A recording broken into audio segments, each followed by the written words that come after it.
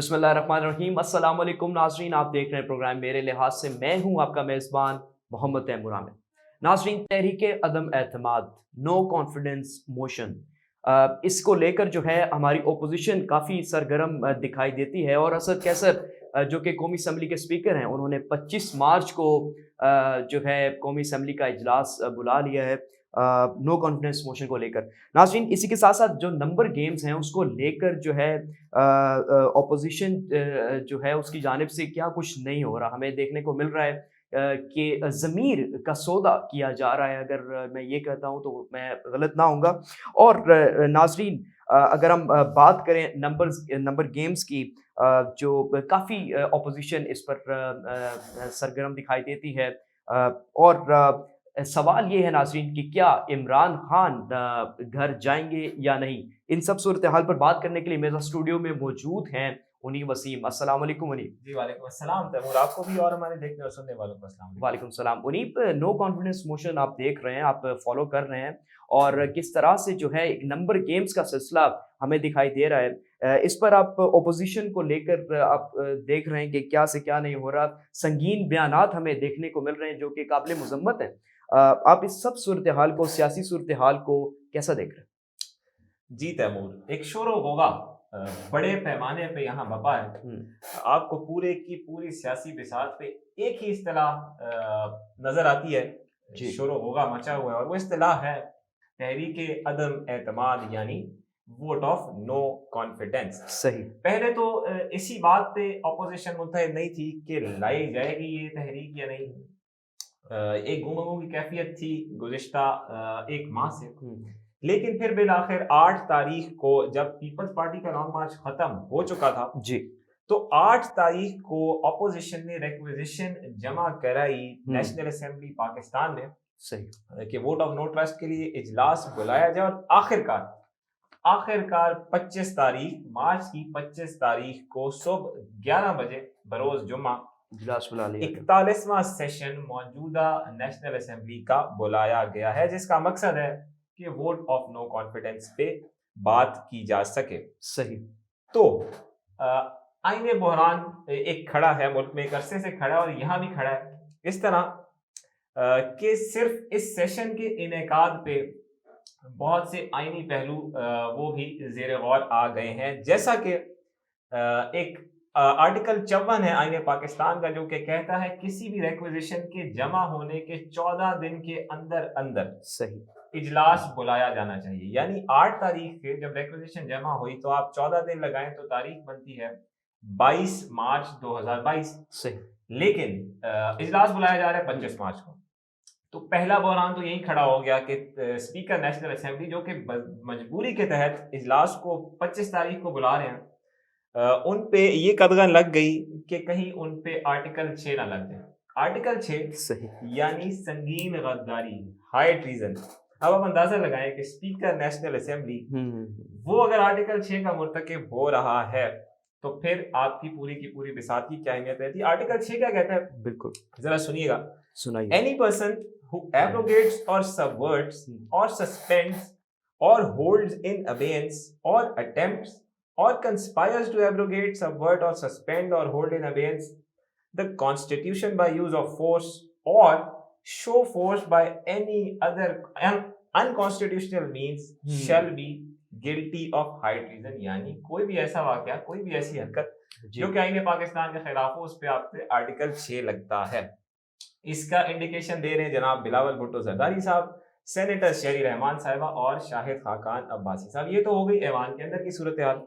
अब जरा बात कर लेते हैं ऐवान के बाहर की सूरत हाल की। ये तो आप जानते हैं तैमूर, आपने जिस तरह इंट्रो में बताया कि पारा बहुत ऊपर है और तलखियां इतनी बढ़ चुकी हैं कि उनको आप अल्फाज में समो नहीं सकते। बिल्कुल। अलमिया ये है कि इन तलखियों को अब पाकिस्तानी स्ट्रीट पे लाया जा रहा है, यानी सड़क पे ये मामला हल करने की कोशिश की जा रही है। पाकिस्तान तहरीक इंसाफ की तरफ से कहा गया है कि 27 मार्च को डी चौक में जलसा होगा, और खान साहब ने कहा है कि 10 लाख लोग, ये मामूली फिगर नहीं है तैमूर, 10 लाख लोग।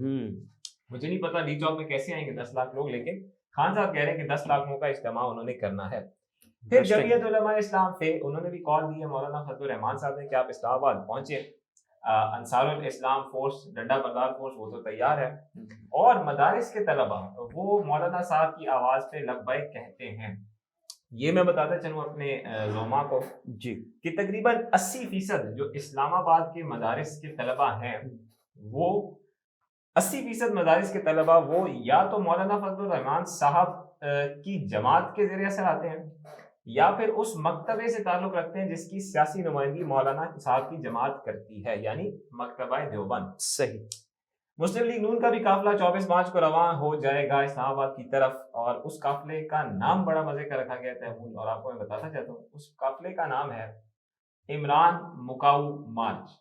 واہ, انٹرسٹنگ نام ہے, جس طرح باقی اصطلاحات بھی انٹرسٹنگ ہیں. صحیح. آپ کو یاد ہے کچھ دن پہلے ہارس ٹریڈنگ کا بازار گرم تھا. جی بالکل. پاکستان میں ایک بہت بڑا المیہ ہے ضمیروں کا اچانک جاگ اٹھنا, ضمیروں کا اچانک سے الارم بج جانا, یہ پاکستان میں سودے بازی ہونا, یہ ایک بہت بڑا المیہ ہے. سندھ ہاؤس میں جو واقعات پیش آتے رہے وہ سب کے علم میں ہیں.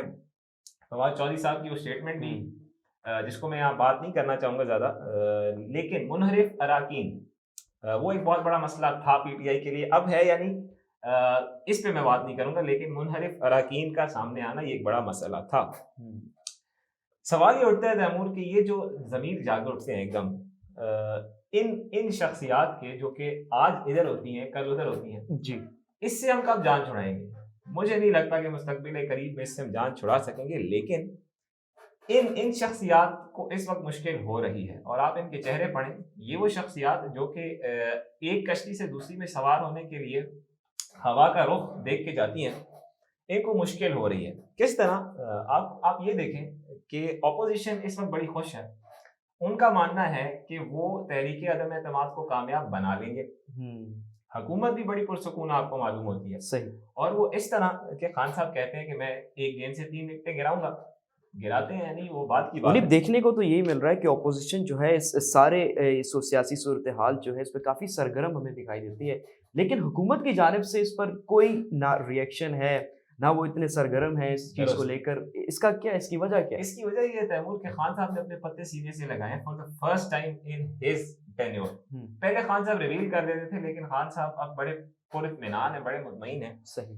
کہ ان کے پاس کوئی ایسی چیز ہے, اب اس پہ وائلڈ گیس کر سکتے ہیں, لیکن ظاہر ہے وہ غیر ذمہ داری کا ثبوت ہوگا. لیکن خان صاحب کے پاس کوئی پتہ ہے, مطلب ان کو کوئی ڈر نہیں ہے اگر ان کو سیٹ چھوڑنی پڑے یا کچھ. خان صاحب کو ڈر نہیں ہے, خان صاحب کو ڈر نہیں ہے, لیکن ان لوگوں کو ضرور درد ہے, فکر ہے, جو کہ اپنا مستقبل تاریخ فیل کر رہے ہیں. صحیح. انہی لوٹوں کی بات کرتے ہیں تیمور, جو کہ میری اصطلاح نہیں ہے, یہ ہماری سیاست میں 10-12 سال سے آئی ہوئی ہے, تو میرے پہ ذمہ نہ لگایا جائے. ٹھیک ہے. یہ لوٹے مشکل میں ہیں تیمور, اور وہ مشکل میں اس لیے ہیں کہ ایک تو ایک خاص جگہ سے اشارہ نہیں ہے کسی کو کوئی سگنل نہیں ہے, کیونکہ اسٹیبلشمنٹ نیوٹرل ہو چکی ہے. یہ بات ہم 3-4 ماہ پہلے کر چکے ہیں شو میں. صحیح. کہ اسٹیبلشمنٹ نیوٹرل ہو چکی ہے, کسی کو کوئی اشارہ نہیں ہے. اور مزے کی بات یہ کہ گیٹ نمبر 4 جہاں کی اکثر شخصیات پیداوار ہیں وہ بند ہے, اور اس پہ کچھ لوگوں نے دستک دینے کی کوشش کی ہے, مگر وہاں سے پیغام دیا گیا جواب نہیں آیا کہ یہاں سے عزت کے ساتھ دفع ہو جائیں. اچھا, اس حد تک باتیں چلی ہیں. صحیح. تو اور دوسری بات, فون کالز, وہ فون کالز نہیں جو ہمیں اس فون پہ ریسیو ہوتی ہے, پرائیویٹ نمبر سے آنے والی فون کالز, ان کا سلسلہ بھی بند ہو گیا. تو اس پہ بھی لوٹے پریشان ہیں کہ انہوں نے مستقبل میں کس کی طرف جانا ہے. نمبرز گیم ہے, وہ نمبرز گیم بڑی امپورٹنٹ ہے. جی جی جی بالکل. تحریک انصاف کے ایک رکن خیال زمان, ان کے انتقال کے بعد 342 کے ایوان میں کچھ اس طرح کی صورتحال ہے کہ حکومت کے پاس 189 سیٹیں ہیں, اور اپوزیشن کے پاس 162 سیٹیں ہیں. صحیح. جو پورے کا پورا بیلنس خراب ہوتا ہے وہ محض 10 انڈیویجولز پہ گھومتا ہے. یعنی اگر 10 شخصیات حکومتی پلڑے سے اٹھ کے اس طرف چلی جاتی ہیں تو پورے کی پوری حکومت بیٹھ جاتی ہے, محض 10 اراکین پہ. یاد رہے کہ مسلم لیگ کاف آنکھیں دکھا رہی ہے, ایم کیو ایم پاکستان آنکھیں دکھا رہی ہے, بلوچستان عوامی پارٹی نے اپنے شکوک و شبہات کا اظہار کیا ہے. اس کے باوجود جو آپ نے بات کی کہ خان صاحب پریشان نہیں ہے, اس کی وجہ بنیادی طور پہ یہ کہ خان صاحب کے پاس کوئی پتہ ایسا ہے جو کہ وہ ٹائم آنے پر اور یہ ٹائم جو بن رہا ہے یہ بڑا کروشل ہے. یہ جو اگلے 5-6 دن ہیں ان میں وہ پتہ کھیلا جا سکتا ہے. اچھا, کاف لیگ کی آپ اگر دیکھیں بات کریں تو کافی اہمیت ہمیں دکھائی دیتی ہے آج کل کی صورتحال میں.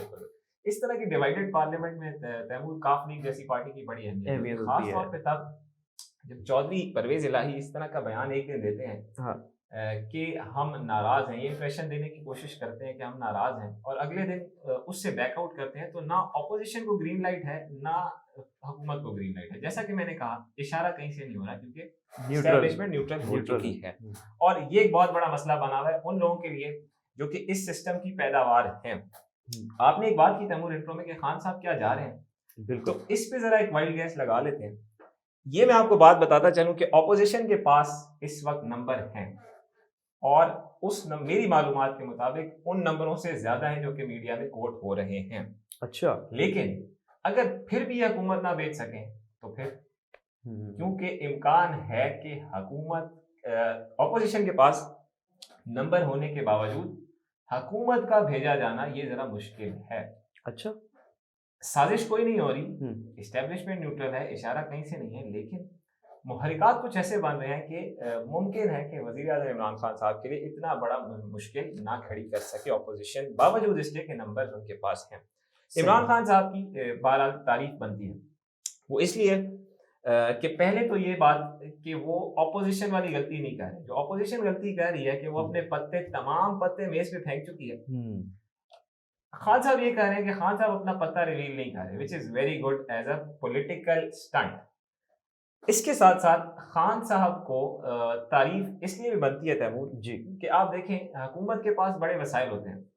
اگر حکومت چاہے تو اپنی بیٹھکوں میں اس طرح کی ہارس ٹریڈنگ کروا سکتی ہے جس طرح کی سندھ ہاؤس میں کی گئی، لیکن خان صاحب نہیں کر رہے. اس پہ داد دیں، خان صاحب کو اس بات پہ بھی داد دیں کہ اکیلے کھڑے ہیں اور پورے کے پورے اسٹیٹس کو کا مقابلہ کر رہے ہیں.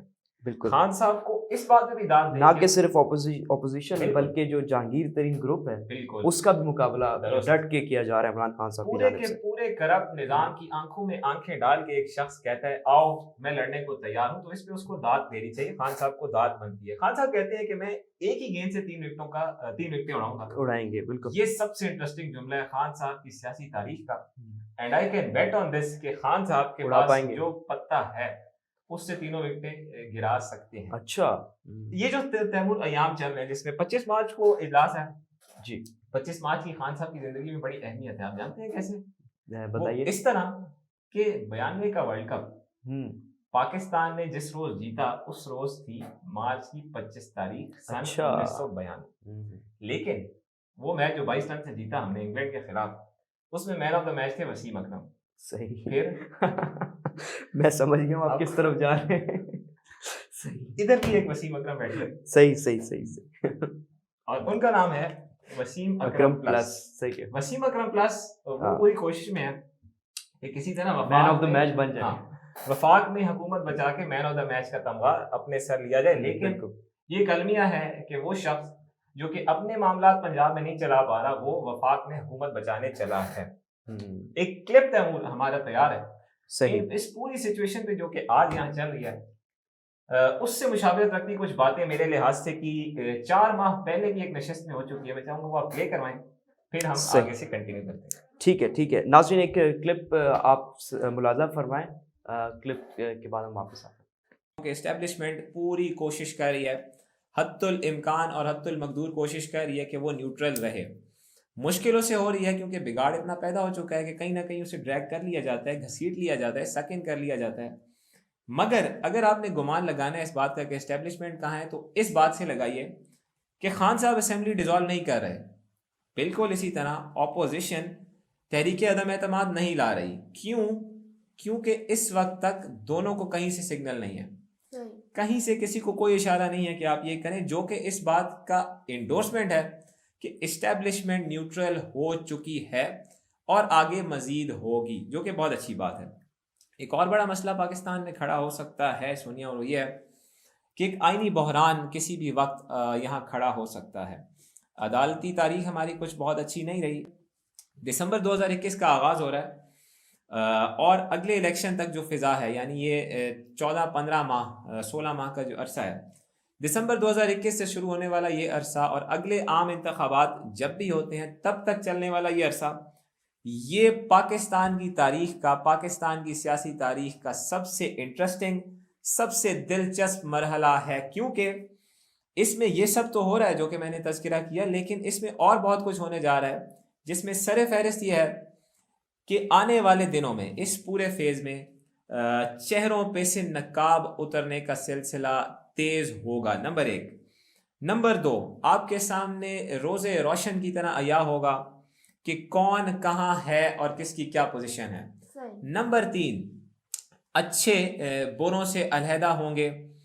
اور نمبر 4، جب یہ سب ہو چکا ہوگا تو اسی میں سے انشاءاللہ ایک بہتر، ایک خوبصورت اور ایک پاکستان، بہتر، پیارا، خوبصورت پاکستان نکل کے سامنے آئے گا۔ تو 100 باتوں کی ایک بات کہ بڑے دلچسپ مراحل ہیں جن میں ہم اس وقت اپنی زندگی گزار رہے ہیں۔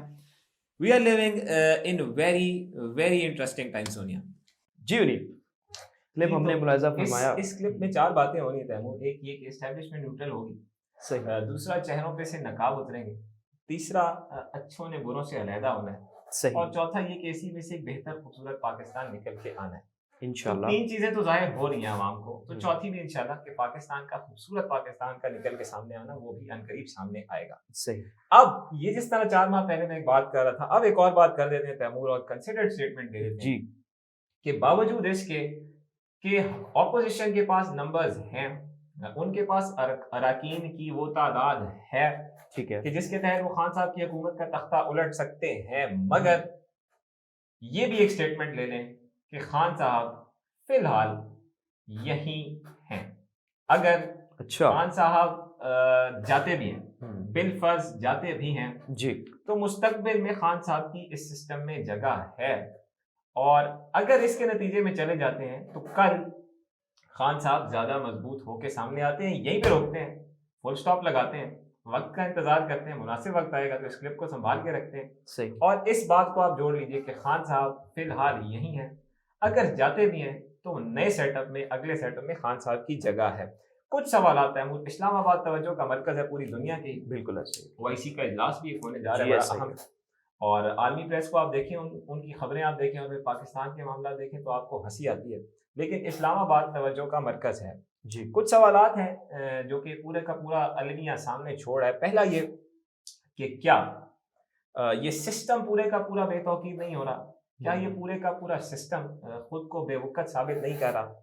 پھر اسی طرح کا ایک سوال ہے، اور وہ یہ ہے جو کہ میرے ذہن میں ہے کہ کیا معاملات نے پارلیمان میں حل ہونا ہے یا معاملات میں سڑکوں پہ حل ہونا ہے؟ بالکل، میرا یہ تجزیہ ہے، جو جی، کہ میں یہ بھی کہتا ہوں کہ میرے منہ میں خاک، جی، میرا یہ تجزیہ ہے کہ معاملات نے اب پارلیمان سے باہر سڑکوں پہ ہی حل ہونا ہے۔ تو تمام زعماء کو، تمام اکابرین کو یہ مشورہ کہ اپنی حدود سے نہ پھیلائیں، بہت احتیاط کریں، کہیں ایسا نہ ہو کہ اس پورے تلاطم میں، اس پورے طوفان میں پورے کا پورا ملک آج سے کئی سال پیچھے چلا جائے۔ ڈی چوک آنے والے دنوں میں پاکستان کی پورے معاملات کا محور ہے، بالکل ایسا ہی ہے، پورے کا پورا نظام ڈی چوک پہ بے توقیر ہونے جا رہا ہے، جمہوریت نہیں، نظام کی بات کر رہا ہوں میں۔ جیتا ہوں، ٹھیک ہے۔ انہیں بریک پہ جانے سے پہلے میرا آپ سے ایک سوال ہے، وہ یہ ہے کہ OIC کی آپ نے بات کی ہے، OIC کی کانفرنس وزرائے خارجہ کی کافی امپورٹنٹ ہے پاکستان کے لیے،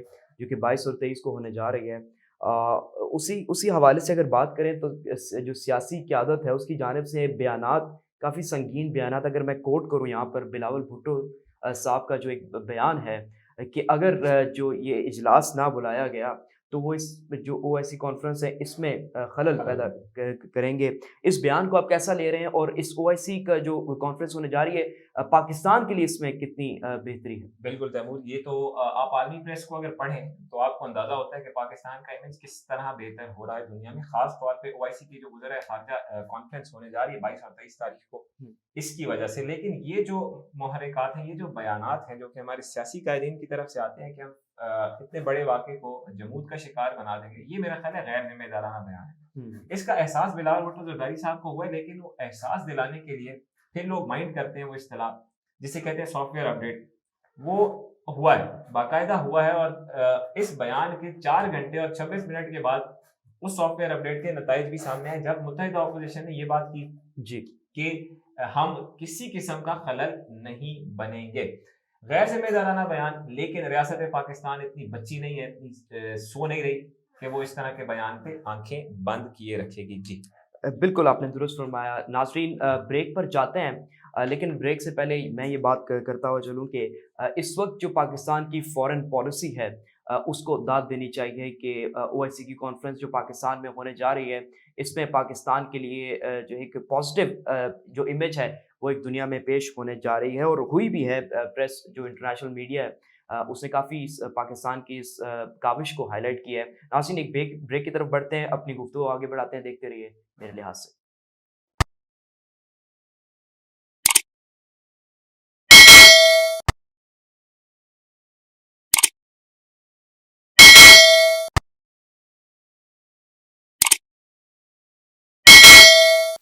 ویلکم بیک ناظرین, آپ کو ایک بار پھر سے خوش آمدید پروگرام میرے لحاظ سے میں. ناظرین دوسرے سیگمنٹ میں ہم بات کریں گے انڈین انٹرٹینمنٹ انڈسٹری کی. وہ کس طرح سے اس کو یوز کر کے کشمیری مسلمس کے جو سینٹیمنٹس ہیں ان کو ہرٹ کر رہے ہیں, اس کے متعلق کیا خبریں ہیں یہ بھی ہم آج کے سیگمنٹ میں ہم آپ سے شیئر کریں گے. اس کے علاوہ ناظرین جو رشیا کا جو ایک انویژن ہے یوکرین میں اس کے حوالے سے کیا اس وقت جو صورتحال چل رہی ہے اس سے بھی ہم آپ کو آگاہ کریں گے. اور اگر ٹائم رہا تو انڈین اسرائیل ریلیشنز جو کہ 30 سال اس کے مکمل ہو چکے ہیں اس کے حوالے سے کیا خبریں ہیں جانیں گے اپنے اینالسٹ انیب وسیم سے. انیب اسٹارٹ کرتے ہیں. انڈین جو انٹرٹینمنٹ انڈسٹری ہے وہ اس پلیٹ فارم کو یوز کر کے پہلے بھی کرتے آئے ہیں لیکن اب جو ہے انہوں نے کافی ہرٹ کیا ہے. ہاں ایک نیا رنگ پکڑا ہے اور کشمیری مسلمس کے سینٹیمنٹس کو ہرٹ کیا. آپ اس کو کیسا دیکھ رہے ہیں؟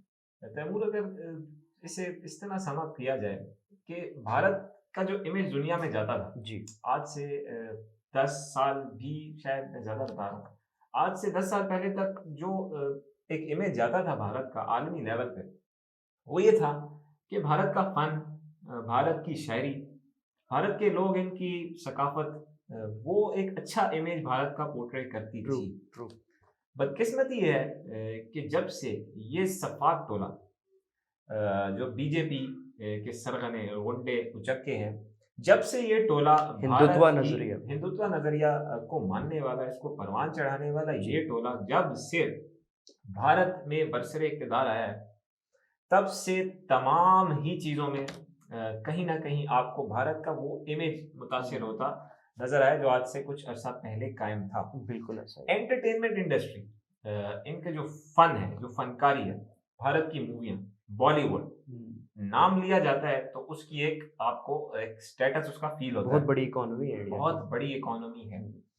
لیکن جب وہاں کے اپنے لوگ, اس گھر کے اپنے لوگ اس انٹرٹینمنٹ انڈسٹری کو خراب کرنے پہ تلے ہوں تو پھر دنیا کیا کرے. آپ جب کسی چیز میں جھوٹ شمار کر دیتے ہیں نا تیمور, تو پھر اس پہ اللہ کی لعنت آٹومیٹیکلی برستی. اور کاش ان کو اس چیز کا ادراک ہو کہ فن میں کم سے کم موویز میں, فلموں میں تو جھوٹ نہ بولیں. بالکل. لیکن المیہ یہ ہے کہ یہ چیز ان کو احساس نہیں ہو رہا. آتا ہوں اس بات پہ جو کہ ہم آج ڈسکس کرنے جا رہے ہیں. دا کشمیر فائلز نام سنیں تو آپ کو ایسا لگے گا کوئی دنیا کی ایسی کوئی چیز انکور ہونے جا رہی ہے جو کہ کسی کے علم میں ہے ہی نہیں. دا کشمیر فائلز اس نام سے ایک فلم, بھارتی فلم ریلیز ہوئی ہے جو کہ ہندی زبان میں ہے, جسے لکھا اور ڈائریکٹ کیا ہے وویک اگنی ہوتری صاحب نے, پروڈیوس کیا ہے زی اسٹوڈیو نے, ایک بڑا اسٹوڈیو بھارت کا. ریلیز ہوئی ہے اب سے 11 روز پہلے یعنی 11 مارچ 2022 کو. جی ایک پس منظر یہاں سکیچ کرنا چاہوں گا, وہ یہ جلد از جلد کہ 90 کی دہائی میں تیمور جب وزیر اعظم تھے جموں کشمیر کے فاروق عبداللہ, تو کہا جاتا ہے کہ کشمیر میں ہندوؤں کو اور مسلمانوں دونوں کو وہاں سے بے دخل کیا گیا تھا بڑے نمبرز میں, بڑی اماؤنٹ. صحیح. ان کشمیری ہندوؤں میں ایک بھاری پرسنٹیج ان پنڈتوں کی بھی تھی جو کہ بھارتی دین کے وہاں پہ نمائندگی کرتے, ہندو مت کی وہاں نمائندگی کرتے تھے, پریچرز تھے, اسے پھیلاتے تھے, پنڈت.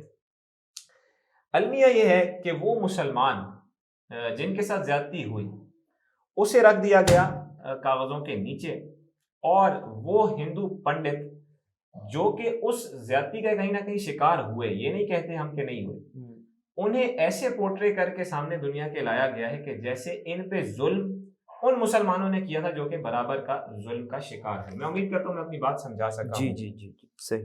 اس فلم میں کیا کیا گیا ہے, جو کشمیر فائلز کے نام سے فلم آئی ہے 11 روز پہلے, اس میں اس ہجرت جو اپنی جان بچانے کے لیے پنڈتوں نے وہاں سے کی, اسے قتل عام کا نام دیا گیا, یعنی جینوسائیڈ کا نام دیا گیا, اور ذمہ کس پہ لگایا گیا؟ وہاں کے مسلمانوں پہ. نمبر 1, میس ایگزیکیوشن دکھائی گئی ہے ہندو پنڈتوں کی, زیادتی کے واقعات کو فلم کیا گیا ہے. ظاہر ہے جس انداز سے بھی کیا گیا ہے وہ تو ٹھیک ہے, لیکن یہ دکھایا گیا ہے کہ بھارتی بچیوں کے ساتھ, بچوں کے ساتھ زیادتی ہوئی ہے, خواتین کے ساتھ زیادتی ہوئی ہے, اور مسلمانوں نے کی ہے. پھر یہ بھی دکھایا گیا ہے کہ وہ لوگ جو وہاں سے ہجرت کر گئے وہ آج بھی اس ظلم کا شکار ہیں کہ دنیا کے کئی ممالک میں بطور مہاجرین سیٹلڈ ہیں.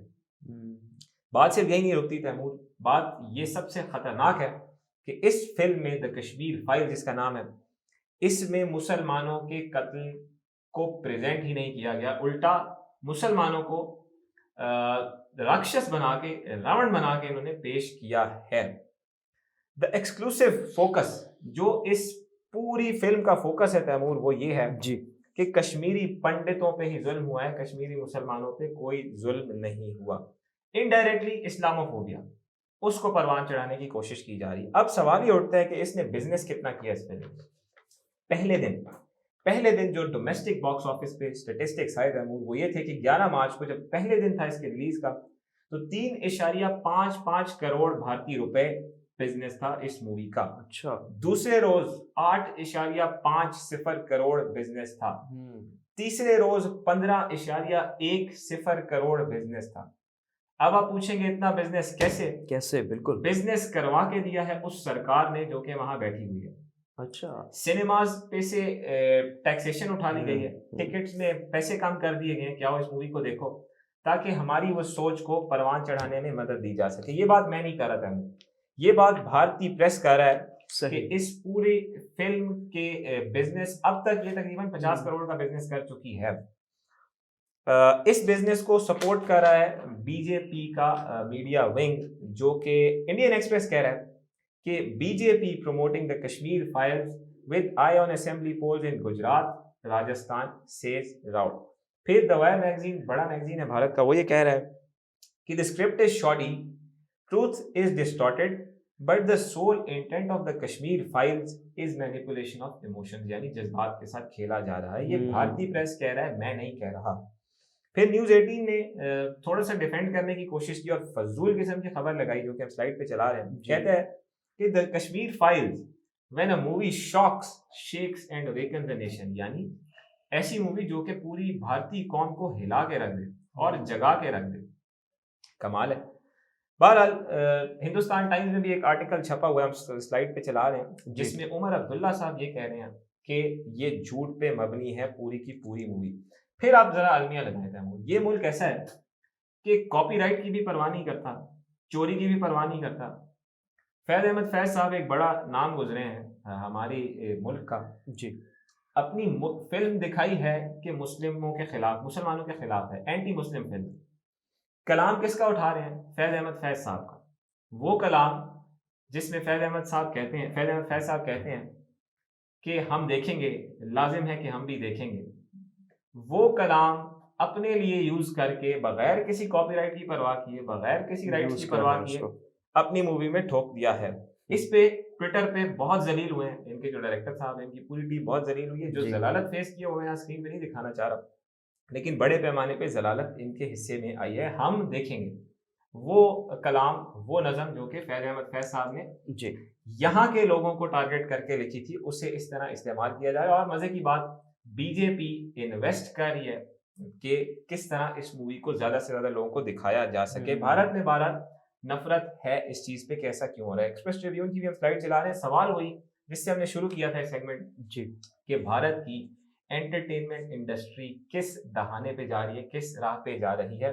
یہ ایک بہت بڑا سوال ہے جس کا جواب بھارت انہیں جلد یا بدیر خود ہی تلاش کرنا ہے. تیمور, دوسری بڑی خبر جو آپ نے ذکر کیا غالباً یوکرین سے. جی بالکل. آپ تصور کریں تیمور کہ اگر آپ ہوتے ولیڈیمیر پوٹن, چند لمحات کے لیے آپ ہوتے ولیڈیمیر پوٹن, اور آپ کی یہ سچویشن ہو, یوکرین میں آپ نے چڑھائی کی ہو, اور آپ کو بتایا جائے, آپ کو پتہ چلے, آپ کو احساس ہو کہ یوکرین میں معاملات اس طرح نہیں چل رہے جس طرح چلنے چاہیے تھے, یعنی انویژن اس طرح نہیں ہو رہی, پھر آپ کو یہ بھی پتہ چلے کہ کوئی ایک شخص اس کا ذمہ دار ہے, آپ ہیں ولیڈیمیر پوٹن, تو آپ کیا کریں گے؟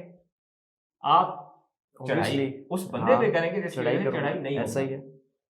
کچھ ایسا ہی ہوا ہے حالیہ تاریخ میں. ذرا سنیں, فیڈرل سیکیورٹی سروس جو کہ KGB کے ڈیزالو ہونے کے بعد بنی, ٹھیک ہے, یہ تو میں شوز میں ڈسکس کر چکا ہوں کہ سوویت یونین جب ٹوٹا 15 ریاستوں میں, تو فیڈرل سیکیورٹی سروس وہ ادارہ تھا جو کہ جس نے رشیا کی انٹیلیجنس سنبھالی, لیکن صرف رشیا تک ہی محدود نہیں رہی, ان دیگر 14 مملکتوں میں بھی رشیا کی انٹیلیجنس موجود رہی. اور FSB یعنی فیڈرل سیکیورٹی سروس کی 5th سروس, اس کا یہ کام ہے جسے کہا جاتا ہے department of operational information, DOI. صحیح. اس کا یہ کام ہے کہ وہ ان باقیات میں, سوویت یونین کی ان دیگر ریاستوں میں, جو 14 ریاستیں ہیں جو رشیا سے علیحدہ ہیں, ان میں کاؤنٹر انٹیلیجنس آپریشنز پرفارم کرتی ہے. صحیح. اس انٹیلیجنس ایجنسی کو ہیڈ کرتے تھے جناب کرنل جنرل سرگائی بسیدا, ظاہر ہے کے نیچے ایک ڈپٹی بھی تھے. صحیح. یوکرین کی انویژن کو تقریباً 1 ماہ ہو گیا تیمور, اور 1 ماہ کے بعد 3 ہفتے بعد تقریباً پیوٹن کے ذہن میں یہ چیز آئی کہ یہ معاملات اس طرح نہیں چل رہے جس طرح میں چاہتا تھا. میں جو چڑھائی یوکرین پہ چاہتا ہوں اس طرح نہیں ہو پا رہی, کیا وجہ ہے؟ تو ذرا پیوٹن اسپائی رہے ہیں, جاسوس رہے ہیں, بچے تو وہ بھی نہیں ہیں, تو انہوں نے کہیں سے پلس لی کہ ایک شخص اس کے پیچھے ہے جو کہ اپنے ہی گھر سے ہے. وہ شخص کوئی اور نہیں تھا بلکہ وہی کرنل جنرل سرگائی بسیدا تھا جو کہ 5th سروس کو ہیڈ کرتا تھا. پیوٹن نے کہا کہ تم مجھے مس گائیڈ کر رہے ہو, تمہاری ایسی کی تیسی. پیوٹن نے کیا کیا, اسے کیا گھر میں نظر بند, اور نہ صرف اسے کیا گھر میں نظر بند بلکہ اس کے ڈپٹی کو بھی کہا تم بھی یہاں بیٹھو, اور جب تک یوکرین پہ معاملات میری گرفت کے مطابق, مرضی کے مطابق نہیں چلتے, تم نظر بند ہی رہو گے اور ہل نہیں سکتے. تو یہ ہوتی ہیں قیادتیں جنہوں نے, میں یہ نہیں کہہ رہا کہ یوکرین کی انویژن کا دفاع کروں, لیکن جن قیادتوں نے اپنے مقاصد اچیو کرنے ہوتے ہیں وہ کچھ ایسے کرتی ہیں. سرگائی بسیدا بیچارہ پریشان کہ یہ مجھ سے کیا ہو گیا, غلطی حالانکہ اس کی نہیں ہے, وہ اپنے دفاع میں بہت کچھ کہہ رہا ہے. اسے رشین پریس تو اس پورے واقعے کو کوٹ کر رہا ہے, لیکن اسرائیل سے جیروسلم پوسٹ کوٹ کر رہا ہے, امریکہ سے وال اسٹریٹ جرنل, برطانیہ سے دا انڈیپینڈنٹ اور دا ٹائمز اس پہ بات کر رہے ہیں. تو تیمور عامر صاحب جو کرتے اس شخص کے ساتھ کم و بیش وہی ولیڈیمیر پوٹن نے بھی کیا ہے. تیسری چیز تھی تیمور, غالباً وقت کی ہمارے پاس کمی ہے, بھارت میں ایک اہم دورہ ہونے والا ہے اسرائیلی وزیر اعظم نفتالی بینٹ کا. 30 سالہ سفارتی تعلقات کی یہ ایک موقع ہے. 2 اپریل بیان کی جا رہی ہے تاریخ, آس پاس اس کے نفتالی بینٹ بھارت میں ہوں گے, اور اہم ترین معاشی, تجارتی, سفارتی اور دیگر معاملات پہ بات چیت ہونے جا رہی ہے نریندر مودی سے. جب ہوگی تو اسے ڈسکس کریں گے, لیکن یہ ایک بریکنگ نیوز ہے جو کہ ہم اپنے ناظرین کے سامنے لے کے آ رہے ہیں. یہ وہ سارے واقعات ہیں جو کہ میرے لحاظ سے کی زینت ہمیشہ سے ہی بنتے ہیں, لیکن آپ کو معلوم ہے کہ ہمارے میڈیا میں وہ ڈسکس نہیں ہوتے. بالکل ایسا ہی ہے ونی وسیم, آپ نے بڑا درست فرمایا کہ بالکل ہمارے جو اس پورے صورتحال میں یہ اس کو ڈسکشن میں نہیں لایا جاتا. ناظرین, جو 30 سال کا جو ریلیشنز ہیں اسرائیل اور انڈیا کا, یہ بھی ہمارے سامنے ہیں, اور مزید اس سے کیا ڈیولپمنٹس آتی ہیں وہ بھی ہمیں دیکھنی پڑیں گی. اور جو مظالم اس وقت کشمیری مسلمس پہ کیا جا رہا ہے, یہ ایک قابل مذمت ایک بات ہے, اور جب یہ اس پر مسلمس پر ظلم کرتے رہیں گے تب تک ہم اپنی آواز کو بلند کرتے رہیں گے. ہماری آواز اس سے کبھی نہ بند ہوگی اور نہ ہی کبھی اس سے کوئی ہمارا جو ریئیکشن ہے وہ اس پر آنا بند ہوگا. ناظرین, یہ تھا آج کا ہمارا شو. میرے لحاظ سے مزید تفصیلات کے لیے وزٹ کریں ہماری ویب سائٹ abcnews.com.pk. اپنا بہت سارا خیال رکھیں. مجھے اور ونی وسیم کو دیجیے اجازت. السلام علیکم, بہت بہت شکریہ, اللہ حافظ.